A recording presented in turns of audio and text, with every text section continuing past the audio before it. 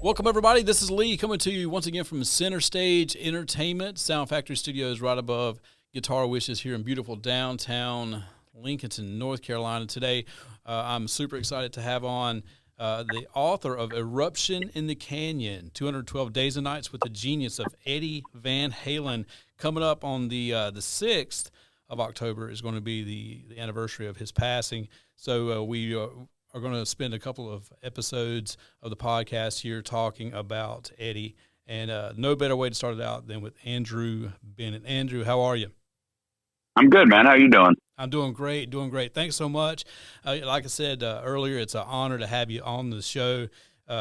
Your story with Eddie is fascinating. This period of time for anybody who likes Van Halen, anybody who likes Eddie, music in general, this period of time for him is truly, and I'm going to use the word fascinating a lot because it is.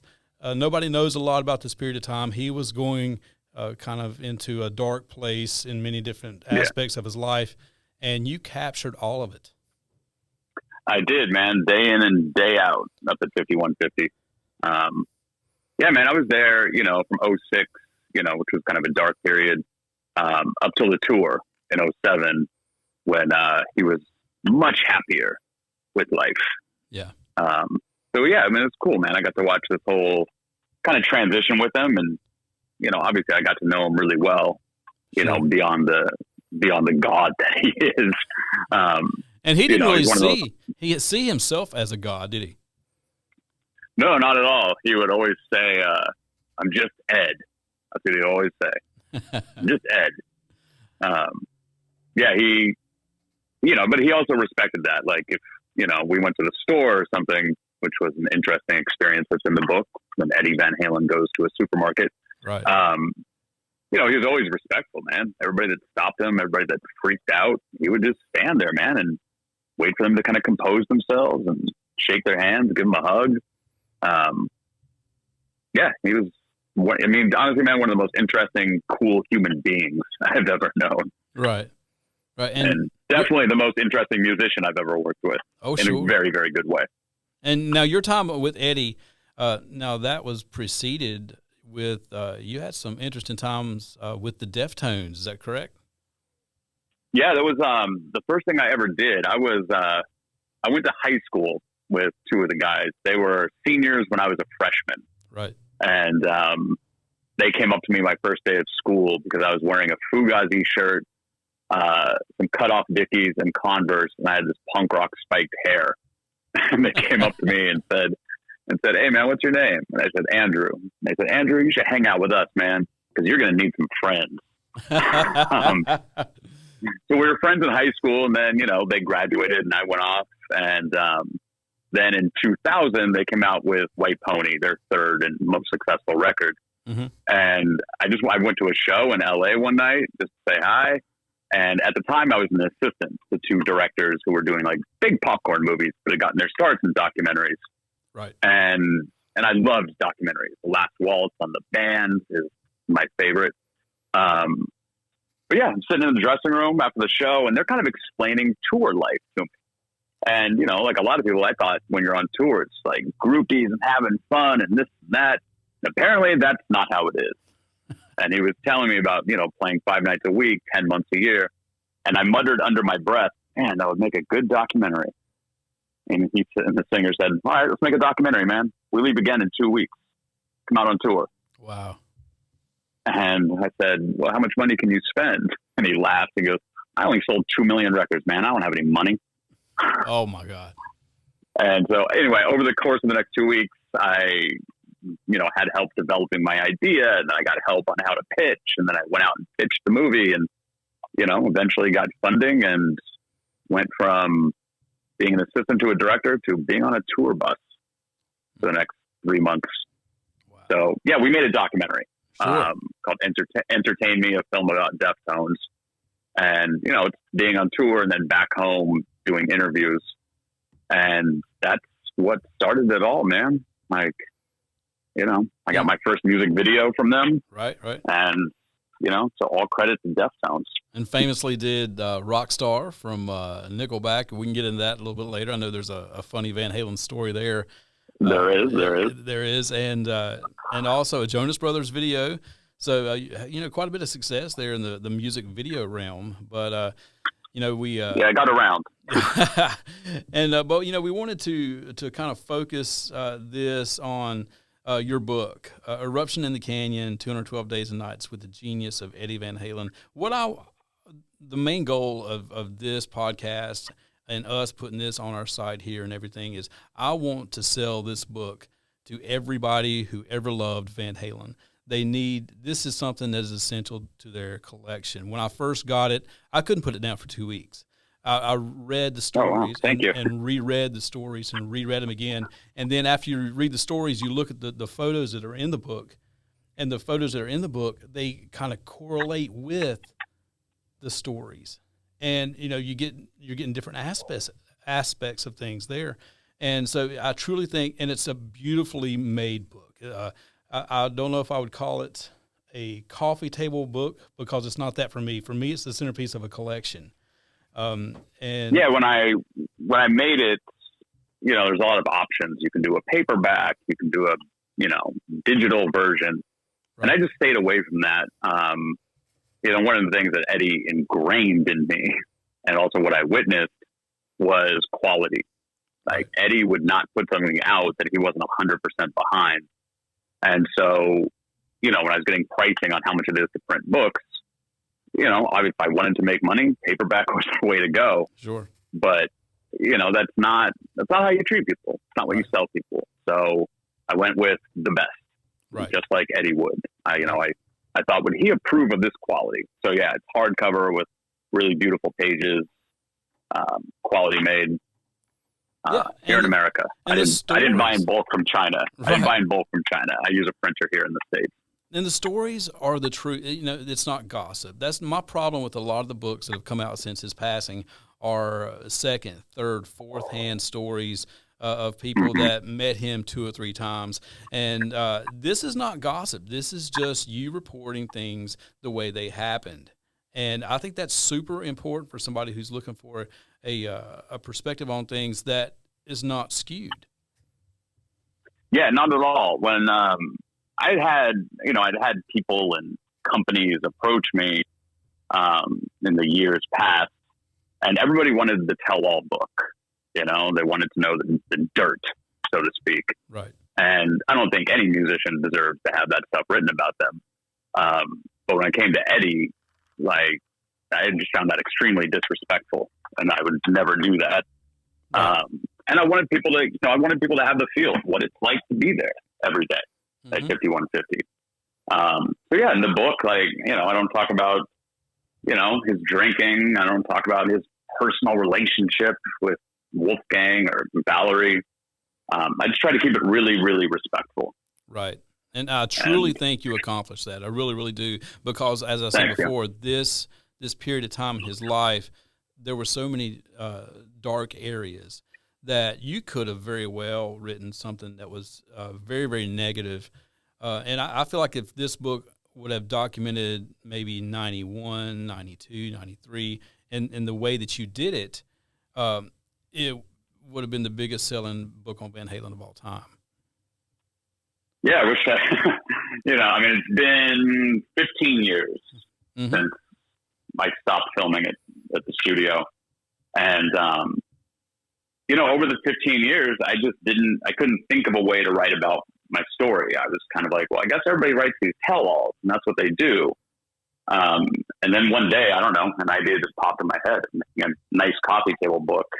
I think a lot of books, when they get written about Eddie, the author tends to write about they'll use things like, here's what Eddie was thinking. And for anybody to write, here's what Eddie was thinking is out of their mind. You have no idea what he's thinking, man. No idea. And I just thought that was also disrespectful. I'm not going to sit here and, tell you some assumption on what Eddie was thinking. Right. So, the way I took it was, why don't I pick the 30 best short stories So it's not written out like some tell-all. It's Right. just like, boom, here's what happened today.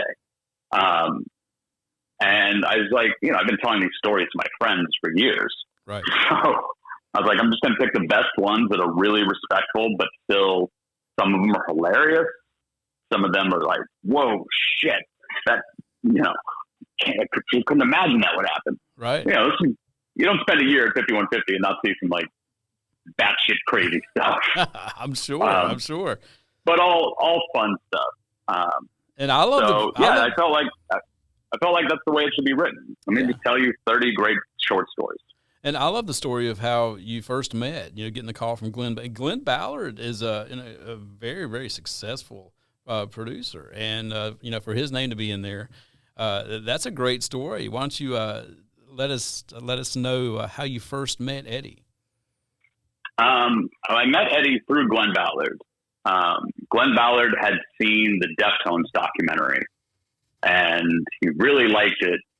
And I don't know how it works in Hollywood, man. I think I was like dating his assistant's roommate. And he saw this movie and he calls me up and he said, Andrew, this is Glenn Ballard. I had no idea who this man was. But then, quick Google search and you're like, holy shit. Oh, yeah. Yeah. And he called me up and he said, I would love to meet you, man. This is how we talked. I would love to meet you, man. Why don't you come up to my studio? I want to talk to you about a project I have. And I went up to the studio he has and we chatted and he said, I found this new singer. I'm going to take her around the world and kind of present her to labels and companies and make her famous in the next 3 years. Mm-hmm. And I said, wow, man, that sounds really interesting. And he said, yeah, the girl's name is Katy Perry. Wow. And she was not famous yet. And so I met Katy and she asked me, what are you doing with your life? And I said, well, I'm trying to get into music videos. And she said, well, how can I help you with that? And she said, I have an idea. Want to go around the world?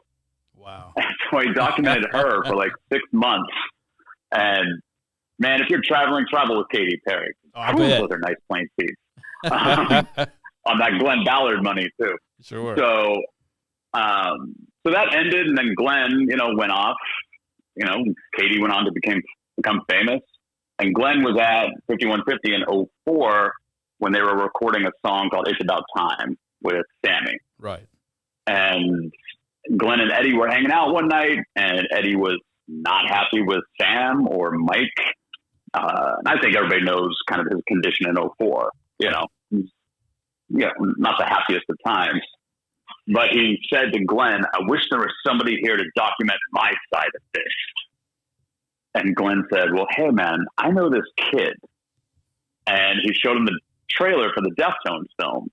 And the Deftones film was really raw and gritty and not the happiest movie. It's about life on tour. So as the label called it when they saw it, they thought it was dark and depressing. Yep. And so Eddie saw it and loved it because it was raw and honest. And so Eddie watches it and goes, well, call him. And Glenn said, cool, man, I'll call him tomorrow. Eddie said, did I say tomorrow? Call him now. And Glenn said, well, it's 3:00 in the morning, Eddie. Eddie goes, give me the phone. I'll call him. So my phone rings at 3 a.m. and I answer it because it's coming from Glenn's phone. So I answer it, and all I hear is Andrew Bennett. Ooh, I got to clear my throat when I do the Eddie impression. Andrew Bennett? I said, yeah. He goes, it's Ed. And I said, Ed who? And he says, Eddie Van Halen. My response was, what's up, Eddie Van Halen? And he said, what are you doing right now? I couldn't tell Eddie Van Halen I was like in bed asleep. Right. So I said nothing. He goes, good, come up here. I want to talk to you. Then he just hands the phone to Glenn, and Glenn goes, well, okay, man. Here's an address. And I go up to 5150, which is on his property, the same property as his house. And I park, and I'm walking up to the studio, and Glenn Ballard comes out and gives me a hug and looks at me and says, good luck, man. Good luck. Oh, man. And then just drove off. And I'm just standing there. Now it's 4 a.m. alone, and all of a sudden the studio door comes flying open, and Eddie comes out, and he's got the like samurai ponytail on top of his head, and he's wearing this jacket with no shirt, and smoking a cigarette. And he walks up and he gets 2 inches to my face, and he goes, "So you're Andrew Bennett?" And I said, "So you're Eddie Van Halen?" He goes, "Last time I checked." And he just said, "Andrew, do you drink?" And I'm years sober, but at the time I was like, "Yeah, man, I drink." He goes, "Let's go drink." And he grabs this bottle of wine and he pops the cork off. And I asked him, where the glasses were. And he goes, "A glass?" He holds up the bottle and he says, "It comes in a glass." So, yeah, anyway, at that point we sat down and passed the bottle of wine back and forth. And, he asked a lot of questions about me. And he said, "So what do you know about my band? And what do you know about me?" And I don't want to offend anybody, right? But, I'm Generation X. So, for us, it was, Nirvana and Alice in Chains and Stone Temple Pilots. And I said, "Do you want me to be honest?" He goes, "No, I called you in the middle of the night to lie to me." "Yeah, be honest." I said, "I know the song Jump because it came out when I was 4 and it's called Jump." And he goes, "Well, what else?" I said, "The Right Here, Right Now song because it was in a Pepsi commercial." And he said, "That's all you know about me and my band?" I said, "Yeah, man, that's all I know." And he said, "Andrew, I haven't met anybody in 30 years that doesn't know everything about me. You and we're going to get along great." That's and I think that was like my key. That was kind of like the last thing he needed to hear in a sense. Sure. Before making this decision to have me film him. He had just, he had never had anybody who didn't know everything about him. He thought it was fascinating. Well, did it start immediately? Did the documentary filming the documentary? Oh yeah, it started the next night. He was tracking some guitar, and then 2 nights later, Sammy came in to do his vocals, and Ed played bass on that track as well. Right. It was pretty short. It was like a week and a half, a week. But, I got to know Sammy and I got to know Eddie, and Glenn Ballard was there, which made me feel a little better. Right. And I kind of got to know Alex. At that time, Alex was a little standoffish. Like, why is there a camera at 5150? Right. And that is that's how we... For those who don't know, that's for the song "It's About Time" that was released on the Best of Both Worlds double CD back in 2004, and that was the prelude to the tour that they did with Sammy right after that came out. And now that video is fascinating, and there's that word again, but it truly is that. You and I spoke a couple of days ago, and you were telling me that video that's on YouTube was never intended for YouTube. No, Glenn had this idea of, why don't you shoot these recording sessions and then cut together a little music video. Glenn was really supportive in kind of getting me started. So like when I was with Katie, we would do these like makeshift music videos in different countries we're in, and then Glenn had me filming in a studio. Glenn was a big part of my life, and very positive. But I'm so sorry, man. I just spaced. What were we talking about? Oh, we were talking about the "It's About Time" video. Oh yeah. So Glenn had this idea. He's like, "Yeah, just cut together this video." And Glenn's idea of throwing you some cash was like $5,000. And so he gave me like $5,000 to make this video. And yeah, the video lived on my website for a while. And then I think somebody must have ripped it from the site and was able to put it on YouTube. Right.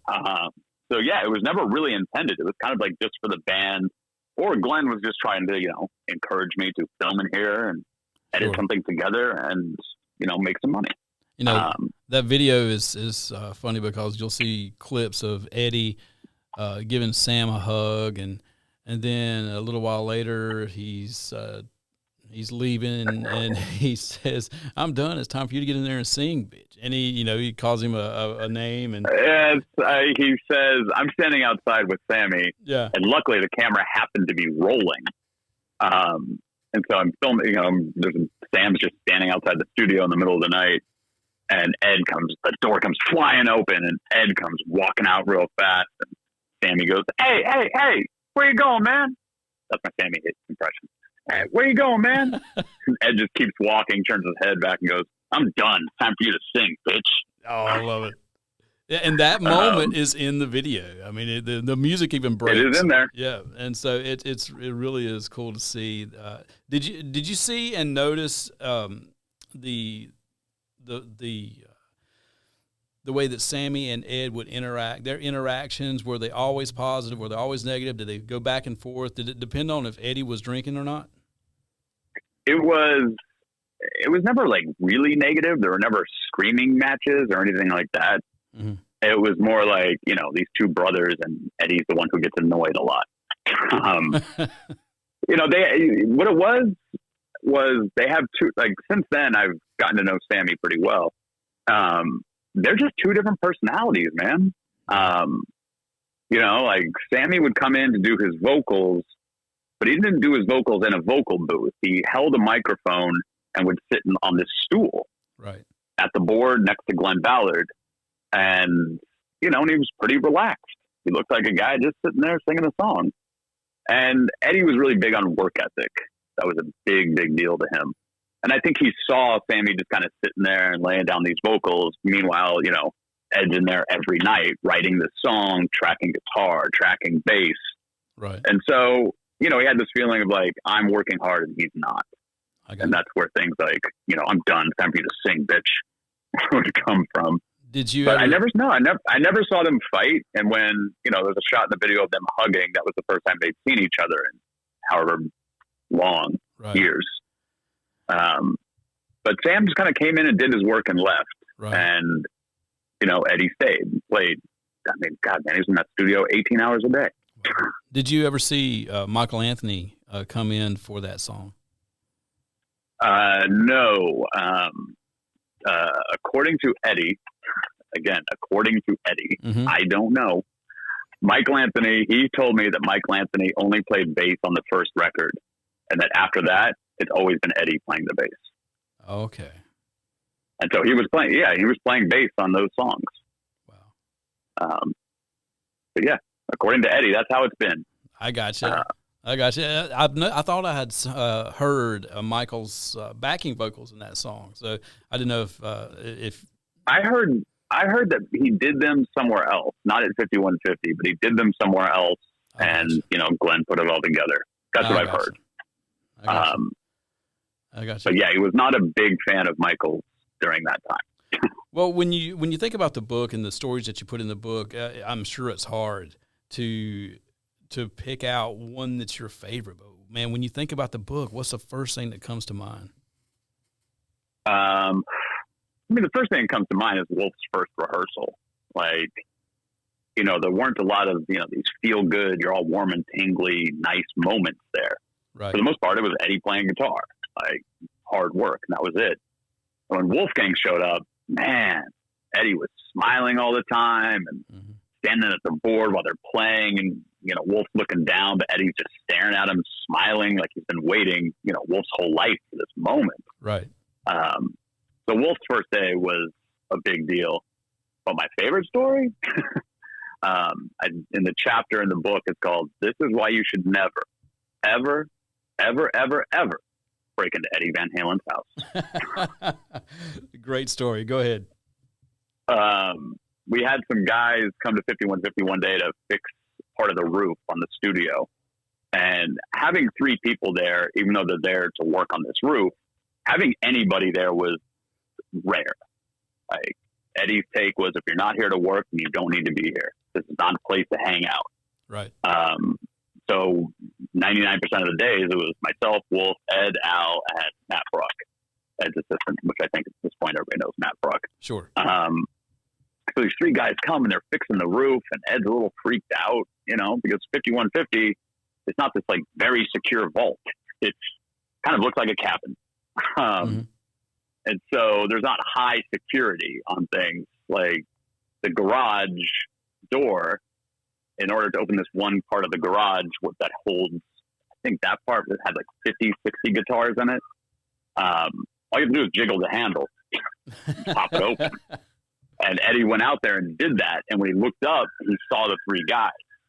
Right. And he comes back into the room where I'm at, and he goes, Andrew, these three guys, they saw me open the garage. He's like, they're going to come back and break in, man. They're going to come back and break in.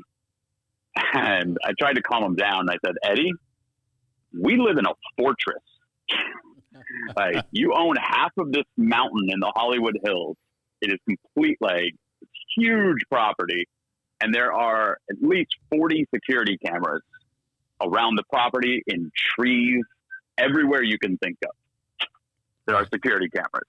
And all these cameras are wired to a wall full of monitors in his house. Mm-hmm. So he can just sit there and watch the monitors, which some nights he would do. He'd just watch the monitors and play the guitar. And so he's paranoid. I'm telling him, there's no way these guys are coming back. Like, there's all these cameras. And on top of that, they're really good friends at the LAPD. And he goes, Andrew, I'm telling you, they're coming back. So that night, I'm asleep on this couch in the studio. And all of a sudden, all I hear are gunshots. And not pop, pop, pop, but prr, prr. It was an Uzi. And most people would jump up and be afraid. But at this point in my time there, I just woke up and I was like, oh, man, what is going on now? Right. And I walk outside, and there's Eddie wearing nothing but a pair of underwear, some combat boots, and on his head, he has night vision goggles. And strapped across his chest is an Uzi. And he's just standing there smoking a cigarette. And I walked out, and I just looked him up and down, and I went, so? And he smiles and says, I told you they would come back. Oh, man. And I thought he was messing with me. Right. Because Ed had an amazing sense of humor. And I was like, this is definitely a practical joke Ed would play. I said, man, you got to be kidding me. He goes, you want to go to the house and watch the tapes? They came back, Andrew. And I said, well, what happened? He said, well, I was downstairs watching the monitors. And I saw these three guys climbing the back wall. So I grabbed what I had. Most people have car keys and a phone. Ed had an Uzi and night vision goggles. Of course. And he goes, and I walked up the driveway, Andrew. And I cocked that gun on these guys. And I said, I know how you got in, and you're not going out the same way. So he marches them down to this other area of the property. And he says, you see that mountain, motherfuckers? This huge mountain in the Hollywood Hills. He goes, start climbing. And they're climbing. And Ed says, climb faster. And he looks at me and goes, you know what one of these guys said to me, Andrew? And I'm just standing there like, man, I have no idea. He goes, this guy turned around and said, I'm climbing as fast as I can. And I told him, I highly doubt that. So I fired off some rounds at his feet. And I said, Ed, you can't just fire off, Uzi rounds in the middle of the night. He said, Andrew, two things. One, he just taps the night vision goggles. And he says, two, wasn't aiming for them. I was just shooting at their feet. Wow. And then he says, besides, Andrew, you never seen three guys climb a mountain so fast. And then at that point, all the gates to the property opened up and a flood of LAPD came roaring in. Like there was a cop funeral and procession, and just ran around the mountain looking for these guys.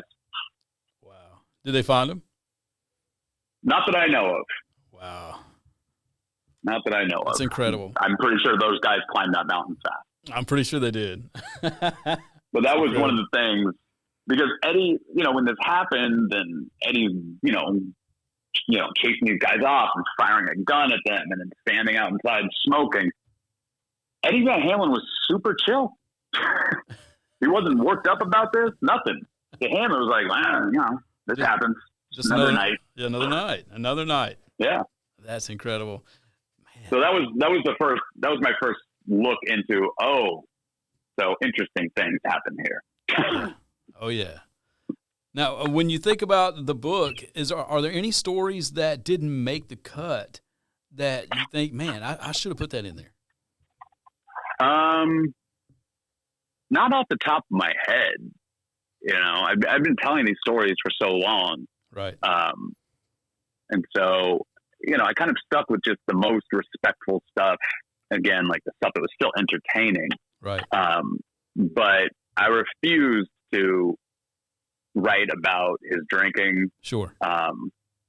Right. You know, a lot of people, you know, look at like 04 and part of 06 and they're all like, he was on cocaine. And again, like, were you in the room with him? Right. Right. No, Eddie was just fired up. Not too healthy, but fired up. I'll tell you, that man never did drugs. I never saw that man do drugs. Well, one of my favorite things in the book was the story of Wolfgang being the one and the catalyst for David Lee Roth returning. Yeah, that is a great story. That was an interesting day. When Wolf joined the band, that's when Ed called me in 06. And he said, Andrew, it's Ed. And at this point, I know who Ed is. Right. He said, then you need to come up here and start filming again. I said, what's going on? He says, I kicked that fucking bass player out of the band, and I'm replacing him with my 15-year-old kid. You should be filming this. I was sold right away. You kicked Michael Anthony out of Van Halen and replaced him with a guy who can't drive a car?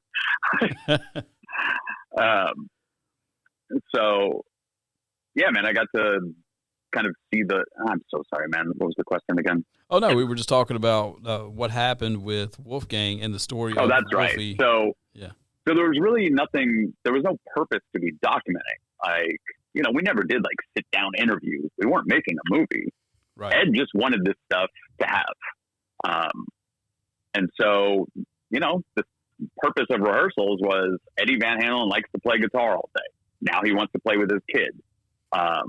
You know, when there was no tour and nothing going on, him and Alex still rehearsed. Right. At least twice a week.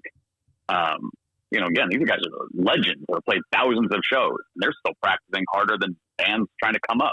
Sure. So they're just jamming, and Wolfgang, out of nowhere one day, says, hey, Dad, you know what we should do? We should call David Lee Roth and see if he wants to join the band and then go on tour. Ed said, all right, call him. And Wolfgang said, well, shouldn't it be you that calls him? And Ed just, as he walks away, goes, your fucking idea. You do it. And so Wolfgang and I sat down and we worked out. We knew we would get David Lee Roth's voicemail. Right. And so we wrote out this little script of what would be the message that Wolfgang leaves. And he was super nervous. And we have like a pen and paper. And we work out this little message. And he calls David Lee Roth and he gets the voicemail. And I can recite that voicemail to this day. Hi, Dave. My name is Wolfgang Van Halen. I'm the new bass player in Van Halen. We've been jamming lately, and we were wondering if maybe you'd like to come up and jam and maybe go on tour. Okay. Call my dad. He leaves his dad's phone number. Right. Or, you know, call me or Matt Bruck. And he just says, okay, bye.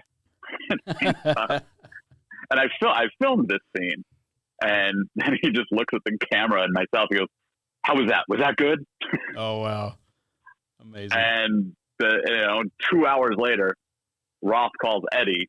And he just says, hey, Ed, man, I got this message from Wolfgang talking about maybe practicing and going on, rehearsing and going on tour. What's going on? And Ed says, who called you? He said, Wolfgang. And Ed says, then why are you calling me? And hung up on Roth. Call him back.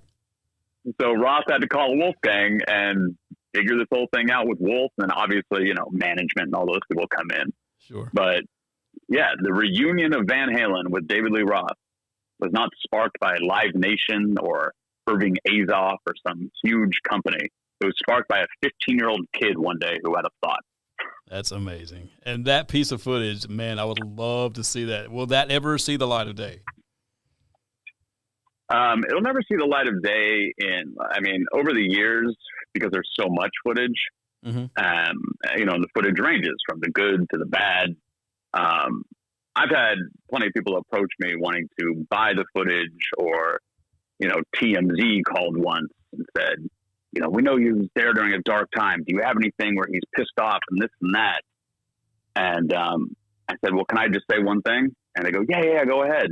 I said, go fuck yourselves. Oh, and wow. I hung up. Yeah. That footage is not meant for that. That footage is meant for fame. Sure. And so, while I would love to put something together and sell that and people can download it, or a YouTube channel, if that's something people do. Right. I just want fans to see it, man. Right. So, over the years, I've explored, how do I do this? And basically, it's impossible. Right. It's impossible to get anybody this footage and not have it leaked onto YouTube the next day. Right. So right now, and I'm still learning this world, we're taking some of that stuff and turning them into NFTs. And with the NFT, it's like you buy an NFT, now you have access to watch, the band play Hot for Teacher at 5150, and you get some audio and you get some photos. It's like this little package of stuff. Sure. And you buy that NFT, and the way it has been explained to me is now you own that NFT, you have access to that stuff, but at the same time, you can keep the NFT itself in this NFT world where people go to see what's come out. And you can turn around and go sell it. If you bought it for 100, you can go sell it for 300. Right. And then somebody buys it for 300. And then when that person buys it for 300 and sells it for 600, that money kind of trickles down. So even the person who originally spent 100 and made 2 when they sold it still gets money. Right. And I hate talking about money. I absolutely hate it. I don't want it to come off like this is some, but it's still money making machine. Right. It's still an original piece though, and it can't be uploaded to YouTube. Is that correct? Yeah, you can't go leak it. Nothing like that. Right. You can watch it on your computer. You can plug it into your TV. You can invite your friends over to watch footage. Right. But the goal is, if people spent their hard-earned money on this, why do you want it leaked to YouTube? Exactly. Exactly. And, and then I like to think it also keeps a little respect on it. I didn't do this for the masses. So when those NFTs come out, I think it's going to be a couple of months. For the first week that they're available, they're only available to Van Halen fans. And that's who you want to see this stuff. I think that's the perfect route to take if you want Van Halen fans to be the one to get this material. And Van Halen fans are so loyal that they're not going to distribute it. They're not going to try to profit off of it. Most Van Halen fans I know, they are so respectful. They will do anything and everything they can to protect it. Yeah, I mean, everybody's been really cool. I sent you an audio track from 5150 for you to hear. Right. That, was recorded straight to the 5150 board during a rehearsal, just the 3 Van Halens with no singer. Mm-hmm. I like to share stuff like that when I can with people I can trust. Right. And thank you for that, by the way. That is an amazing piece of audio. And just to hear what's flowing in the room, how the room flows, with Eddie playing, Alex is playing the beat. Eddie takes a while to go into it, and you can hear Wolf. Wolf seems a little bit timid to start out, and then he jumps in, and you could really almost tell the vibe of the room just by that track. So thank you very much for that. No problem, man. Yeah, and that's what, with Hot for Teacher, I want to say it was for Christmas, or maybe they were leaving for the tour. I wanted to give them a gift. So I took Hot for Teacher, On Fire, and Atomic Punk. And, I took that rehearsal from the music from the board, and I just took multiple days, all these days of rehearsals, and made this kind of montage of a music video. Right. So you get to see all these days of them playing Hot for Teacher. So not only, like you said, on the audio, you can hear and kind of feel that room. Excuse me. But you also, with the NFT, you get to actually see it. Right. And not just one day of rehearsal. You're seeing all these different days. And you get a vibe for what it's like to be at 5150, which is this tiny little cozy cabin. Well, I'll tell you, when those do go on sale, I'm going to keep in touch with you. When those go on sale, we will advertise them here as well. And we'll see if we can get as many eyes on that as possible. And, see if we can't, really get that stuff out there to the people who really, really want it. Yeah, what I'm going to do is I'm going to give everybody so Van Halen fans, listeners of your podcast, obviously people who bought the book, Mm-hmm.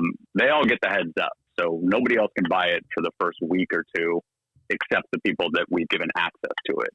Right. And yeah, man, it's just a great way to share the things with people. And then when we do send out like the announcement, like, hey, this NFT is up, we're going to also have like a brief explanation of how it works. Sure. Like, here's how you buy an NFT. Here's what you do with the NFT, and so on. The guys who were doing it, they had to do the same thing for me.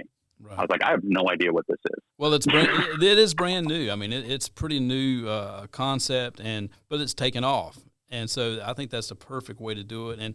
And you know, to wrap this interview up, you know, your last, you've told me that you haven't had any contact with Wolf or any contact with the Van Halen camp since you left. Explain to us what happened, and I know that you were looking to go on tour with them, and that didn't pan out. And then, for some reason, the Van Halens were just able to drop people, and I don't understand how that happens. But in a nutshell, give us that last day. So leading up to that last day, Eddie had approached me maybe a month before the tour started, and he sat down next to me and he goes, "Now, so Andrew, I've never paid you in the last 9 months you've been here." And I kind of smiled and I go, "Yeah, I'm aware of that." You know, at the time I was directing big music videos and I wasn't making a ton of money necessarily, but I made enough to live. And with Eddie, I kind of knew that when you bring up money, it changes the dynamic. Right. Like he has had who God knows how many people try to squeeze money out of him. And so up to that point, my take was like, well, dude, I've been here getting a lot of experience, a lot of life lessons from Eddie. But yeah, I was sacrificing a lot to be there. And so he said it. He goes, you know, I've never paid you. He goes, so what do you want? Do you want cash? Do you want a guitar? And then he says, you want a car? Wow. And I said, actually, Ed, what I really want is to go on tour and document this tour. You know, I did this with Deftones. I know the tour world in and out, and that's what I'd like to do. Mm-hmm. And he said, well, you know, in order for that to happen, everybody in Van Halen and everybody attached to Van Halen has to agree on something. Right. And he said, you know the odds of that happening, right? And I had seen enough headbutting over things in my time. I was like, yeah, I understand that's a slim chance. And he said, you know, Ed was an honest, good person. Said, well, if you don't go on tour, I'm going to pay you for all your time. And that's all I needed to hear, man. Right. Ed's word was golden. And so I waited and waited, and we were filming rehearsals. I was going to rehearsals just to hang out at the Forum, and I got to know David Lee Roth. And Roth called me one day and said, hey, man, I want to do this thing that's going to be the opening for Everybody Wants Some. And a movie screen's going to come down, and it's going to have me in a kimono playing, you know, doing my samurai sword routine. And so I want to film this. And he said, I want to film it on 35 millimeter. I want to film it at the Forum. And I want the best cinematographer. David Lee Roth actually looked at reels for cinematographers. Wow. And I said, okay, what's your budget? And he said, I don't care. Just get it done. And so we spent a good amount of money. I bet. filming this opening. But I knew the dynamic of Van Halen very well at this point. And you can't just go off and shoot something for Dave without clearing that with Eddie. Right? You want to make sure he's okay with this. So I said, look, man, Dave wants me to film this thing. I said, are you cool if I do this? And he just said, well, somebody's got to pay you. And in my head, I thought, yeah, no shit, man. But he gave me the clear to go do it. And I went and I did it. And apparently Roth called Eddie and said all these great things about me. And, you know, I don't think that Eddie liked that. And he felt betrayed, even though I had cleared this with him. Right. He just didn't like that. He, you know, filming it was one thing, but now you created this bond with Roth and he's been to his house for lunch. And like, you know, he didn't like that too much. Right. And so, you know, my last night there, or my last day there, Matt Bruck had called me and said, the band made a decision about shooting the tour, come out to the Forum. And I thought coming out to the Forum, in Los Angeles during rush hour. This must be good news. Sure. Because otherwise you wouldn't have me drive across town in rush hour. And I got there and I called him and let him know that I was in the parking lot, come open the door. He said, wait there, I'm coming out. And he came out and all he said was, yeah, man, that's not going to happen. So come get your stuff tonight. And that was it. Wow. And I went up to the studio that night and kind of gathered up all the hard drives and my computer. And my desk was there. My chair was there. Those two things I couldn't take. But I gathered up all my stuff. And I was packed up and I was tired. So I laid down on the sofa, getting a little sleep. And then all of a sudden there's this heavy piece of metal hitting my head. And I opened my eyes and it's Eddie pointing a gun at my face. Wow. And he said, so, friends with Dave now, are you? And I sat up and we sat across from each other and he held that gun towards me and asked me every question in the book about David Lee Roth. What's in his house? What did he say about me? What did you say about me? Why are you guys so friendly? And asked me a lot of questions for an hour. And then eventually at the end of the hour, he goes, fuck it, my arm's tired. He got up and walked out and went down to his house. I packed up my stuff and got out of there. And unfortunately, that's the last time I saw Ed. Wow. And, you know, I mean, it's in the book. You know, it's a lighthearted story, man. I'm not saying that, you know, it's not a fun experience. But, hey, you get that close to Eddie Van Halen, this shit might happen. And he was really stressed before that tour. Really stressed out. And he had a lot going on. And so I hold nothing against Ed whatsoever. Right. When people ask me about it, I just say, hey, we all have bad nights, right? And that's rock and roll. That is rock and roll. And, you know, he went on. Rock and roll. He went on. The tour was great and ended up, you know, it's really a survival story because up into 2015, he had been clean and sober for a long time and was super healthy. Mm-hmm. And so, you know, in the end, there was a lot of redemption there. I wish that you and he would have been able to clear the air at some point, but hopefully that still may be the case. We're hoping that Wolfgang can you know, get the book and be in touch, because if there's anybody who could put a negative spin out there on anything, it's Wolf, and he's been known to do it on social media. But your book's been out there for quite a bit now, and he's not said a word. So yeah, I mean, just to throw it out there, I also released this book prior to Ed's passing, and I had no idea about his health. So, you know, just a side note, I don't want people to think that I was taking advantage of his passing. This book was already out and for sale. Like 6 months before that. So absolutely. Sometimes I like to point that out. Absolutely. And that's when I got it. And I want people, again, to look up and really, really try to find this book, this particular version. Now, you just told me the other day that you had signed with, was it Simon & Schuster? I signed with a publisher. But the deal, we made a deal. They're a publishing company. Mm-hmm. Like, again, like companies like Simon & Schuster and Permuted Press, like companies like this, it was the same thing. They would read the book and like, we really like it, but the phrase they used, can you put in a little more rock and roll? Right. Which meant, can you put stuff in about his drinking? Can you write about Valerie? Like, right. Shit, man, those two right there. I was like, that's never going to get written, ever. Yeah, and I say this with respect, but nobody's business, man. And honestly, like, we've heard enough rumors about Van Halen, you know, like, the perspective that I had was something that nobody else had, which was, what's it like to just be there day in, day out. So I ended up going with a company that handles basically everything a publisher does. They handle the printing, they handle it getting on Amazon, Walmart, Barnes & Noble, all those outlets. And they just charge a flat fee. But they're a great company. The books are high quality. That was a big deal to me, I mentioned earlier. Sure. So yeah, man, we're getting, you know, up until now, it's been at eruptioninthecanyon.com, right, where it still is. But, you know, I wish people could see, you know, my weekly routine. I don't drive a car. Part of that is being a New Yorker. Part of that is I have epilepsy. So I'm never going to drive a car, basically.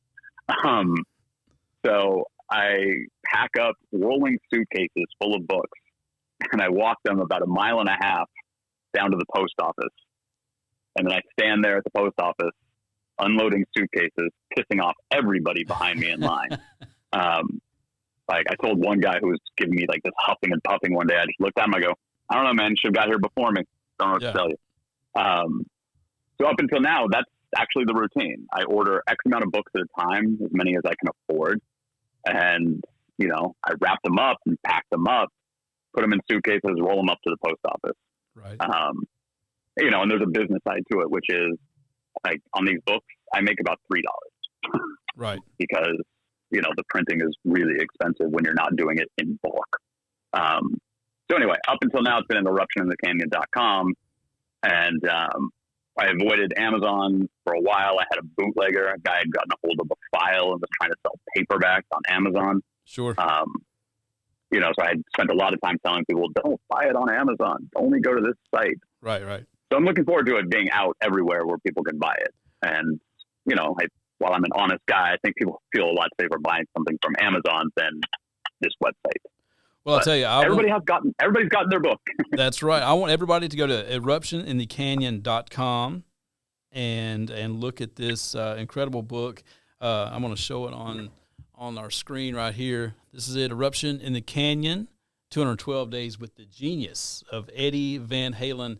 An incredible book, one of my favorites I've ever read on Van Halen. The other being Red by Sammy Hagar. Those are the two Van Halen books that really, really stick out.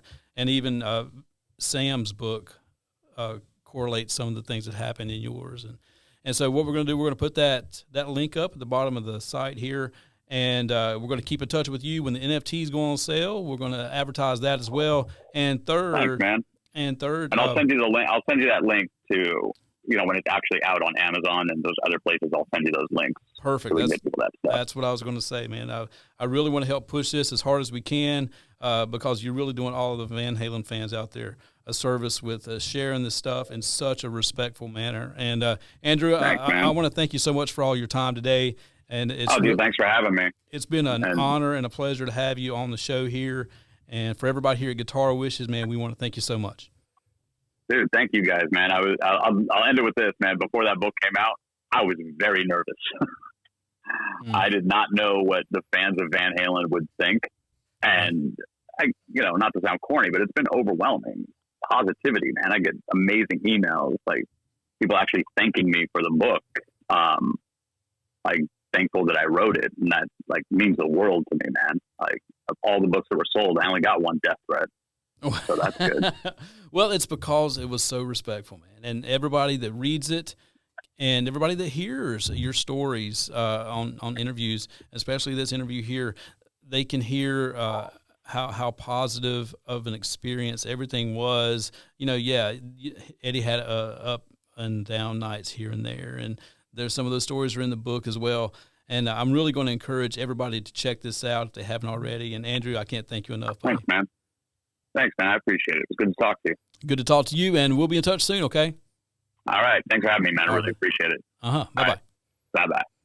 All right. I really want to say thank you to Andrew Bennett. Andrew, thank you so very much for being on our show here today. Eruption in the Canyon. I want to put this up one more time. Eruption in the Canyon. This is 212 Days and Nights with the Genius of Eddie Van Halen. I want everybody to check this out. Go to eruptioninthecanyon.com and keep your eyes and ears open for the NFTs and everything going on with Andrew. This is a great, great book. So, again, Lee Burnett here with Sound Factory Studios, Center Stage Entertainment, and Guitar Wishes in beautiful downtown Lincoln. For everybody here, we're out.